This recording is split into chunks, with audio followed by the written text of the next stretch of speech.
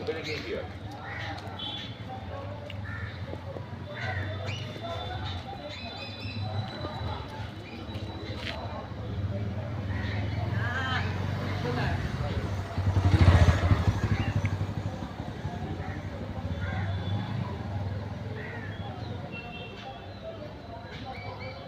এই ডলি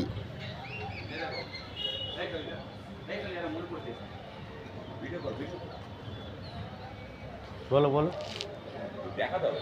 আরে এগুলো আমি বলেছি না আমাদের এখানে দাঁড়িয়ে বলো বলো